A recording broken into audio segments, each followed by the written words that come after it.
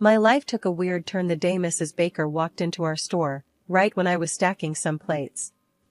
I grew up here, you know? Since I was a kid, I've been helping my parents at our family tableware shop, learning the ropes of running a small business. It was cozy, filled with the clink of porcelain and the warm smiles of regulars. But that day, something was different. "Emma," my dad called out from behind the counter, waving me over. Mrs. Baker, the owner of the bakery next door, was with him, a stern look on her face that didn't match her usual cheery public persona. I wiped my hands on my apron and approached them. "What's up, Dad?" "Mrs. Baker here has a proposal," Dad said, shooting a glance that seemed a mix of confusion and curiosity. She didn't waste any time. "Emma, I've been talking to your father about a potential partnership between our two businesses." I raised an eyebrow, crossing my arms. "A partnership? Like what, turning the bakery and the shop into some sort of megastore?" "Exactly," she nodded sharply. "And there's more. I think it would be a good idea if you and my son, Michael, got to know each other better." I choked on my own breath. "Wait, what? Michael? Why?" "It's simple," she snapped, her voice firm, almost commanding. "Michael and you getting together would make this business merger smooth." "It makes sense, Emma. Think about the potential." I looked over at Dad, who seemed just as stunned but intrigued. "You're talking about a marriage merger? Like in the movies?" "Yeah," Mrs. Baker continued. "It's all for the business, sweetheart. You two could be a power couple, the face of a new joint venture. It's practical." Dad nudged me gently. "Emma, just meet him. No harm in that, right?" I sighed, looking from my dad's hopeful face to Mrs. Baker's stern one. "Fine. I'll meet him. But I'm not promising anything more than that." "Good," Mrs. Baker smiled, her expression softening just a bit. "He's coming by tomorrow. You'll see, it might work out." The next day, true to her word, Michael came into the shop. He was taller than I expected, with a kind smile and a way of moving that was confident but not overbearing. We talked over coffee, surrounded by the clinks of our store, and I had to admit, he was nothing like his mother, polite, funny, and surprisingly down to earth. "So, your mom tells me we're supposed to save the family businesses by getting hitched," I joked, trying to keep the mood light. He laughed, a genuine, hearty sound. "Yeah, she has a way of putting things, doesn't she? Look, I know this is weird, but I think we could make a good team, in business at least." I found myself nodding, more taken with him than I wanted to admit. "Maybe. If the business side of things works out." As he left, I couldn't shake the feeling that this crazy idea might just work, or at the very least, it wouldn't be boring. Marrying Michael had felt like stepping into a whirlwind. Before I knew it, our businesses were smashed together into one big store. It sounded good on paper, but living it was another story. Mrs. Baker had her fingers in every pie, literally and figuratively. It wasn't long before she started calling the shots at the store, her store now, I guess. One Monday morning, I was setting up the display when Mrs. Baker stomped in, her heels clicking loudly against the tile floor. "Emma, those plates go in the back. The front is for the pastries now," she barked, not even a good morning. I bit back my irritation. "Sure, Mrs. Baker. I'll move them. And call me Janice, we're family now," she said, but it sounded less like a warm invitation and more like a command. I shuffled the plates to the back, muttering under my breath. The change was more than just physical space, it was in everything.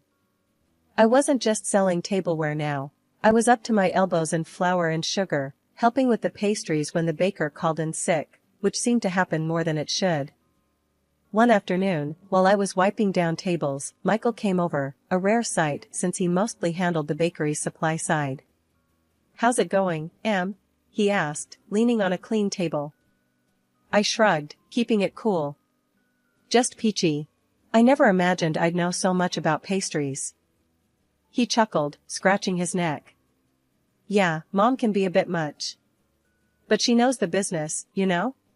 I nodded, though I didn't completely agree. Sure, she knows her stuff.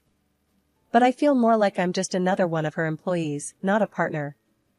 Michael frowned slightly. It's just the way she does things, Em. Give it time, she'll ease up. I doubted that, but changed the subject.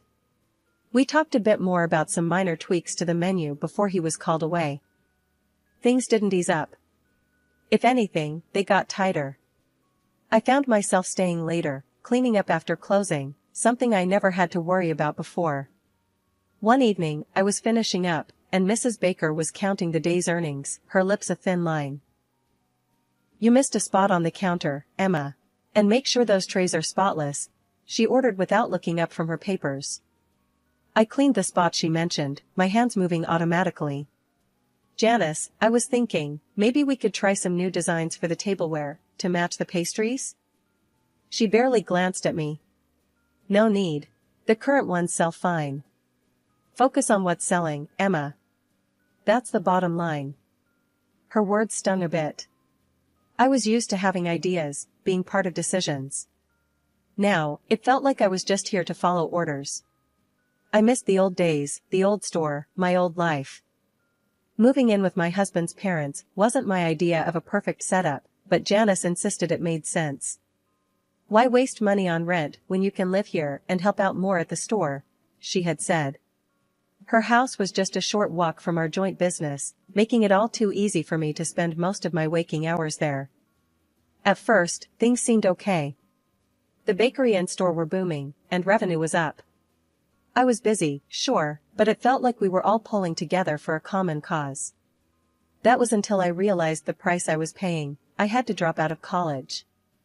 You won't need a degree to sell plates and pastries, Janice told me, dismissing my dreams as if they were crumbs on the table.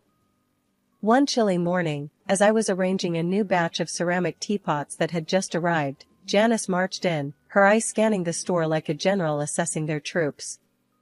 Emma, why are these teapots here?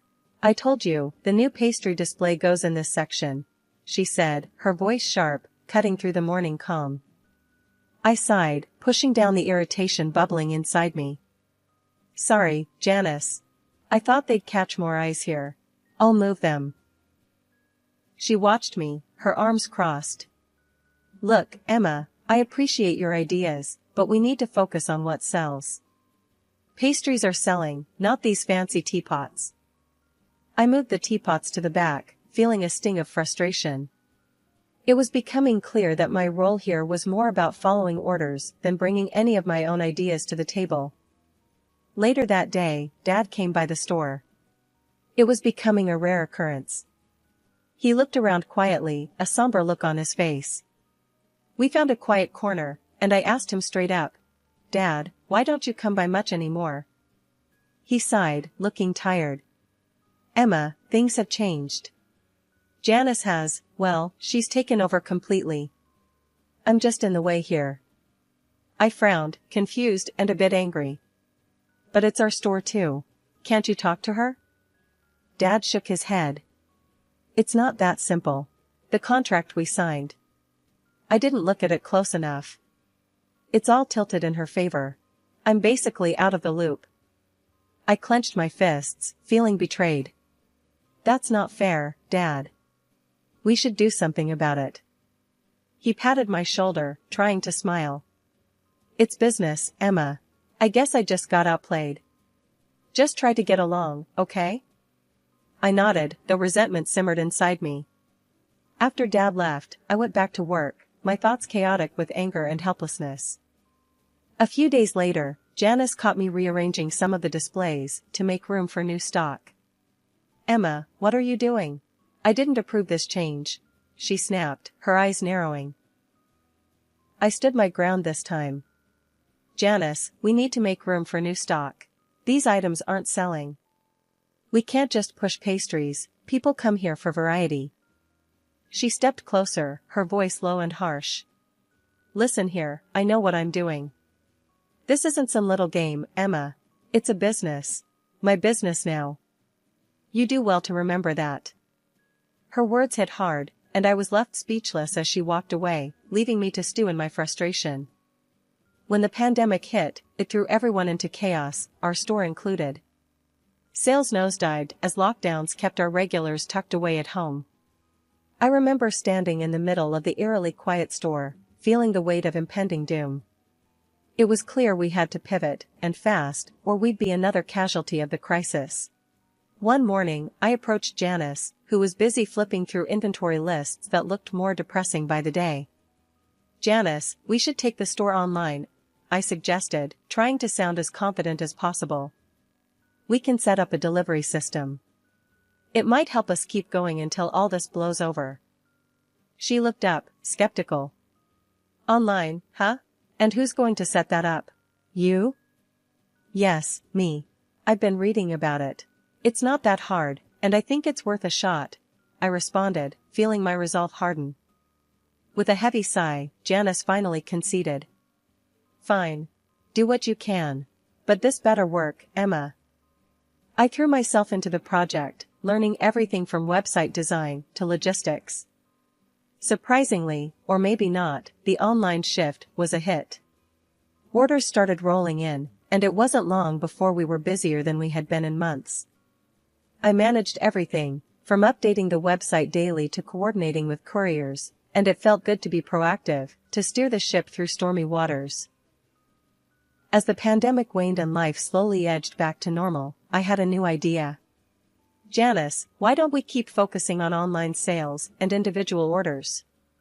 It could be a new direction for us," I proposed one evening as we were tallying up the day's sales, which had shown a promising upturn thanks to the online orders. Janice didn't even look up from the books. "No, Emma. We're going back to how things were. That's enough of this online nonsense." It was a temporary fix, not a new business model. Michael was there too, nodding along to his mother's words. "Mom's right, Em. People will want to come back in person.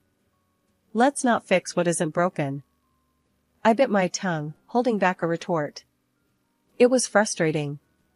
We had a golden opportunity to evolve, but they were too set in their ways to see it. A few weeks later, as we officially halted the online operations and focused on in-store traffic, I overheard Janice talking to a group of her friends in the store, laughing and boasting. Yes, it was quite a challenge, but I managed to keep the business afloat during the pandemic. We had to adapt, of course. I paused behind a shelf, my hands clenched into fists. The nerve of her, taking credit for my sleepless nights, my ideas, my hard work. It stung, but I swallowed my anger. Arguing wouldn't change her attitude, and it wasn't worth the drama. It was a gloomy Tuesday, rain pelting down so hard it drummed against the store windows like 1,000 tiny drums. Most folks were smart enough to stay indoors, but the shop was open, just in case. I was tidying up some displays near the entrance, lost in thought, when the bell over the door jingled sharply. A small girl, no older than 8, stood dripping in the doorway. Her coat was soaked through, hair plastered to her head, eyes wide and scared. I dropped the cloth I was holding and rushed over. "Hey there, sweetie, come on in. You're soaking wet," I said, guiding her gently inside. She shivered, clutching a small backpack to her chest. I got lost. I can't find my mom." "Don't worry, we'll find her, okay? Let's get you warmed up first," I reassured her, fetching a towel from the back to dry her off. As I was rubbing her hair dry, Janice stormed over, frowning deeply. "What's this, Emma? Why is this child here? She's dripping all over the floor." I frowned back, protective over the little girl. "She's lost, Janice. She needs help." Janice scoffed, waving dismissively at the girl. "She's probably just a beggar. We don't need this kind of trouble. Get her out of here before she scares away any customers." I stood up, feeling my temper rise. "She's a child, Janice. It's pouring outside. We can't just throw her out. Do I have to remind you that this is a business, not a charity?" Janice snapped, glaring at both of us. Before I could argue further, Michael walked in, catching the tail end of our conversation. "What's going on here?" His mom explained with an impatient gesture towards the girl. Emma wants to turn the store into a homeless shelter. I say she goes out the same way she came in. Michael looked at the girl, then at me, and sighed. Emma, Mom's right. We can't start taking in strays. It's bad for business. As the argument heated up, I made a decision. I couldn't leave her out there alone. Ignoring Janice's protests, I picked up the phone and dialed the local police station. The police arrived quickly, given the weather and the circumstance. One of the officers wrapped the girl in a warm blanket I had brought from the back. They thanked me for keeping her safe and took down some information. Before she left, the girl hugged me tightly. "Thank you," she whispered. Watching her leave with the officers, hopefully to be reunited with her family soon, I felt a mix of relief and frustration. Janice walked over, her expression hard. "I'll be docking your pay for the day, Emma. And you can clean up this mess yourself," she said coldly. I was too tired to argue. The rest of the day passed in a blur of scrubbing and silent treatment from Janice and Michael. Their attitude stung, but holding that scared, grateful girl in my arms, I knew I'd done the right thing, no matter what they thought. It was a regular Thursday morning at the store, just a week after the rainy day incident with the lost little girl. I was rearranging some of the newer pastries when the bell above the door chimed. I looked up, expecting another customer, but instead, I saw a well-dressed man I'd never seen before. He walked straight to me, his expression serious yet friendly. "Good morning," he greeted. "Are you Emma?" "That's me," I replied, a bit puzzled. "Can I help you with something?" "Yes, actually. I'm Thomas. I don't know if you remember, but you helped my daughter last week when she was lost. She hasn't stopped talking about how kind you were." I blinked in surprise, remembering the little girl's tight hug. "Oh, yes, of course. I'm just glad she's safe now. How is she?" "She's great, thanks to you," he smiled. "I actually came here to thank you personally and also to offer my help, if you ever need it." I was taken aback. "That's very kind of you, but I don't know what you could help with." Thomas handed me his card. "I'm a lawyer. I specialize in business and contract law. After what my daughter told me about how you treated her, I thought maybe if you ever need legal advice or anything, I could be of service." I stared at the card, then at Thomas. A lawyer could be useful, especially now. Actually, there might be something.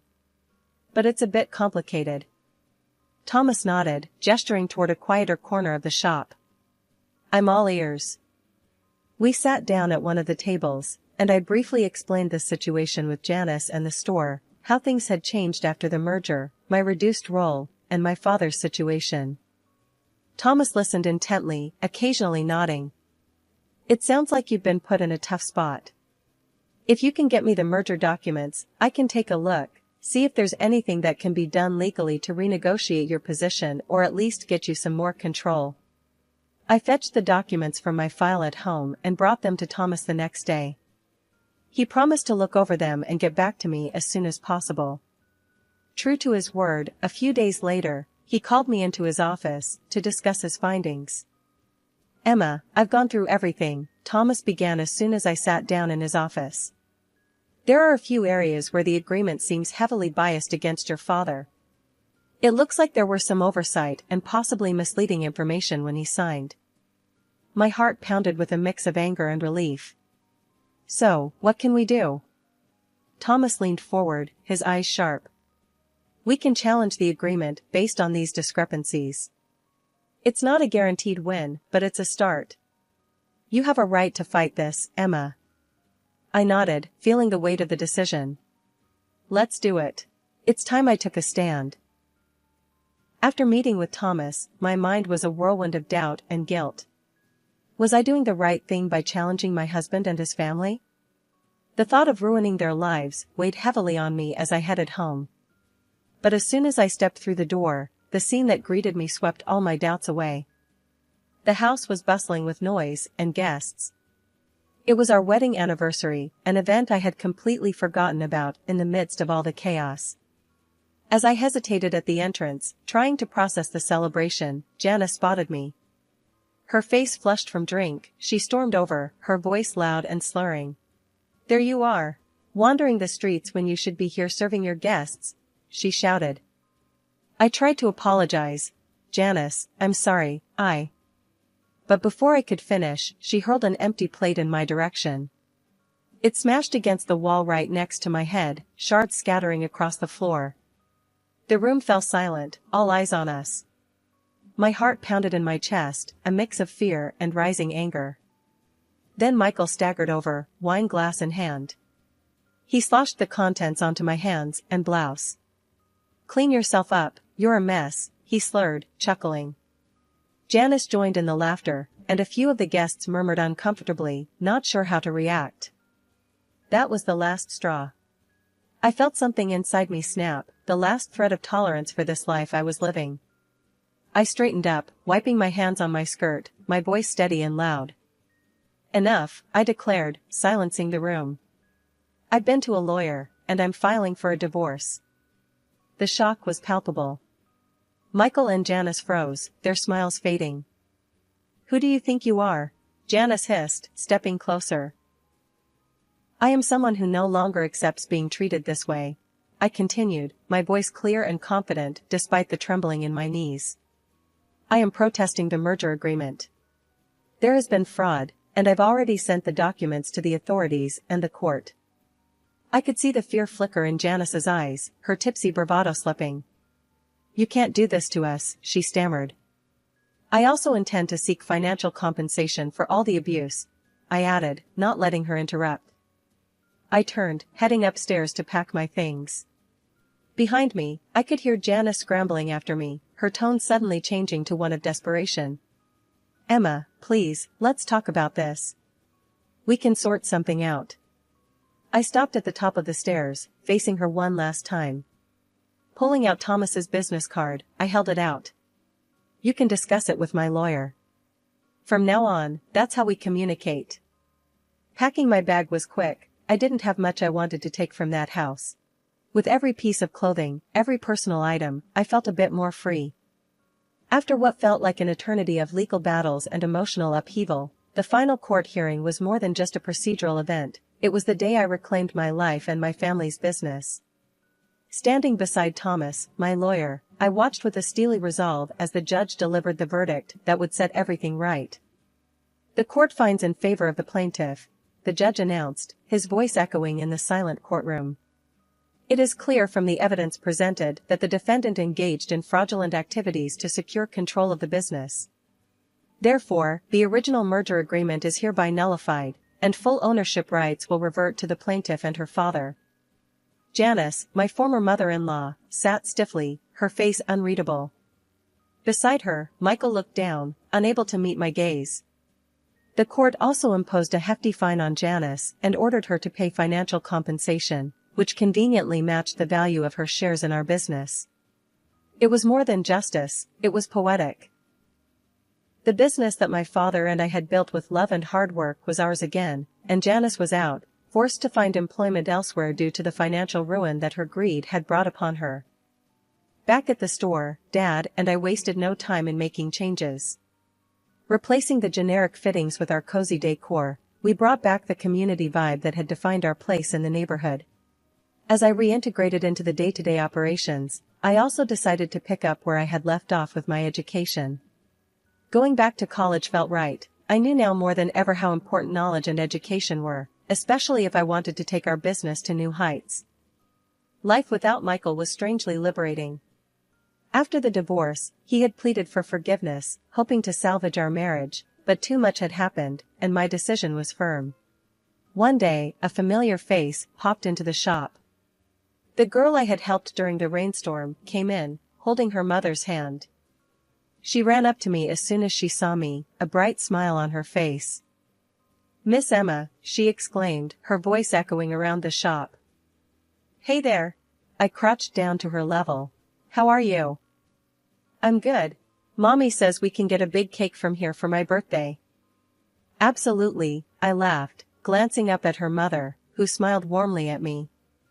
"We'll make sure it's the best cake you've ever had." As they wandered off to pick out some pastries, I straightened up, watching them go. This was why I fought so hard.